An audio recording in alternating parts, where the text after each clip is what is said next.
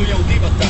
Diena bija gara, bet tas labākais ir izskaņā. Iela savēnīs, pikniks liepas pavēnī. Tagad tums pašlai stāviet kā viens matērija. Viņas lūpas maiks skar manas miega artērijas. Nās iesit viņas parfīns, kas viegli pavēdīt. Salds, bet tomēr samaitāt kā slieka kanēlī. Kādu brīdi mūsu pozīcijas liekas samērīt. Tad es pārņem spēli, viņa vārds kā vēs. Pirksti kāri kā bērns. Dāvanas, bļeģ! Bļeģ!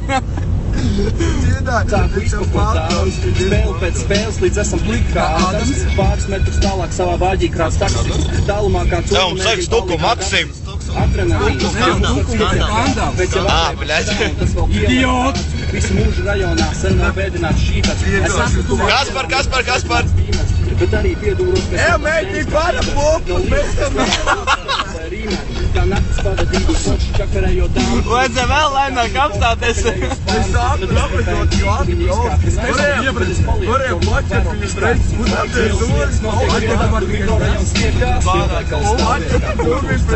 Es esmu zirgā šovakar, un šovakar man piekās. Prātā vairs nav atmiņu un zemapziņā brend. Lielas lietas notiek vietā, kur mikrorajons tiekās. Silveikals stāvviet kā kultūras centrs.